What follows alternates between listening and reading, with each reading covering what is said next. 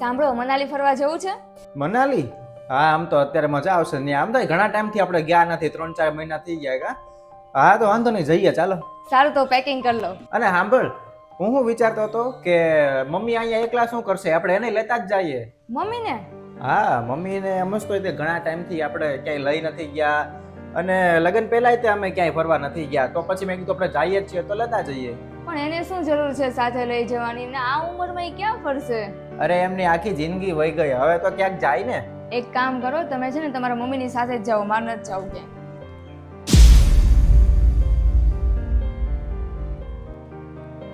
અરે મમ્મી, ક્યાં ગયા હતા? અહીં દુકાને ગઈ હતી થોડીક વસ્તુ લેવા. મમ્મી, હું એમ વિચારતો હતો કે આપણે બધાને મનાલી ફરવા જવું છે. મનાલી? આ ઉંમરમાં? અરે મમ્મી, એ કઈ ઉંમર થોડી હોય ફરવા જવાની, ગમે ત્યારે જવાનું હોય. આપણે મન પડે, આપણે જ્યારે સમય મળે ત્યારે જઈ આવવાનું હોય. અને અમસ્તુ આપણે અહીંયા ગરમી કેટલી છે, ત્યાં મજા આવશે, ઠંડક હશે ને તો.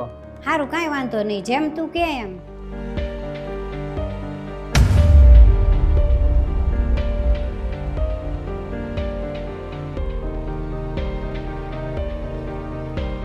તમે સાચે જાઓ છો મનાલી ફરવા મમ્મી સાથે? હા, તારી સામે તો વાત કરી. તો શું હું આ ઘરમાં એકલી રહું? અરે હા, એ તો મેં વિચાર્યું જ નહીં. હવે એક કામ કરજે, હું ને મમ્મી મનાલી જઈએ ને તો રસ્તામાં હું તને તારા ઘરે ઉતારતો જઈશ, તારા પિયરે. અને પછી જ્યારે એમ પાછા આવીએ ત્યારે તને લેતા આવું છું. તો તમે સાચું મને એકલી મૂકીને જાઓ છો? હા, બીજું તો હું શું કરું એમ, કેમ કે તારે તો આવું નથી મારી ને મમ્મી સાથે. અને મમ્મીને તો આપણે દર વખતે એકલા મૂકીને જઈએ છીએ. આ વખતે તને પહેલી વાર એકલા મૂકીને જઈએ છીએ, કેવું લાગે છે? આપણે દર વખતે એકલા જઈએ છીએ નજીકમાં, જેમ કે આપણે મૂવી જોવા જઈએ છીએ, આપણે ઘણી વાર જમવા જતા હોઈએ છીએ, એવી રીતના ઘણી બધી વાર. તો ત્યારે તો એ એકલા જ હોય છે ને, તો દુઃખ કેટલું થતું હશે એમને. એમણે તો આખું જીવન કાઢી નાખ્યું અમને બધી ફેસિલિટી આપવા માટે, અને એ ક્યાંય ગયા નહીં, ક્યાંય જવાનું નામ પણ એને નથી લીધું.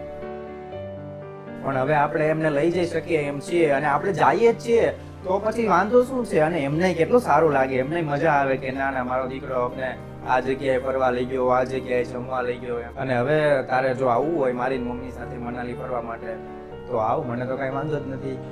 બાકી તારી ઈચ્છા. ભાવિન, સોરી, આપણે બધા સાથે જઈએ. નમસ્તે મિત્રો.